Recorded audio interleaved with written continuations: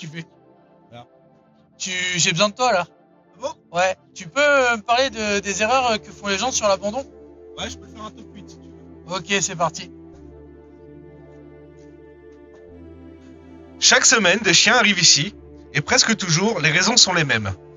Pas parce que les gens sont méchants, mais parce qu'ils n'étaient pas préparés. Aujourd'hui, on va parler des erreurs qui mènent le plus souvent à l'abandon. Pas pour juger, mais pour éviter que ça recommence. Pourquoi cette vidéo existe?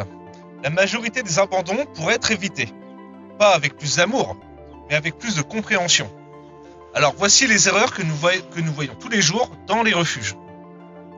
La première erreur, choisir son chien pour son apparence.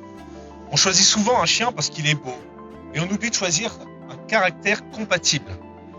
Quelques exemples d'incompatibilité. Un sportif avec un chien calme. Un petit logement avec un chien très actif. Peu de temps et un chiot énergique. Alors, ce qu'il faut se dire, c'est que le plus beau des chiens, c'est celui qui correspond à ta vie. Alors, deuxième point, sous-estimer le temps nécessaire. Un chien, ce n'est pas juste une balade rapide et un bol de croquettes.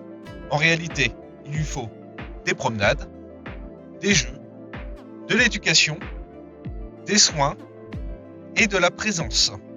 Quand ce temps manque, la frustration arrive et parfois l'abandon derrière. Troisième point, croire que les problèmes vont disparaître tout seuls. Alors ça, c'est faux. Non, un chien n'apprend pas tout seul. Par exemple, la propreté, la destruction, l'anxiété, le rappel. Tout ça, c'est des choses à travailler avec le chien. Il ne l'apprendra pas tout seul. Ce qu'il est important de retenir, c'est que tout comportement a une cause. Quatrième point, très important, ne pas anticiper les changements de vie, comme un déménagement, un bébé, un nouveau travail, une séparation. Pour un chien qui fait partie de la famille, il doit être inclus dans ces décisions. Cinquième point, et autre point très très important, adopter sur un coup de tête. Un coup de cœur, c'est beau, mais une adoption, c'est un engagement. Un chien, ce n'est pas un projet du week-end. Sixième point, ne pas se faire aider. Demander de l'aide, ce n'est pas échouer. On peut demander de l'aide à un éducateur, à un vétérinaire, à des bénévoles, à des associations. Septième point, mal comprendre le comportement du chien. Ce n'est pas de la vengeance, ce n'est pas de la méchanceté, c'est souvent de la compréhension, de la peur ou du stress.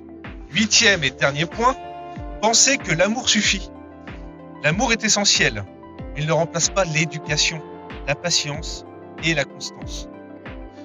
En conclusion, adopter, ce n'est pas sauver un chien, c'est construire une relation. Et ça se prépare.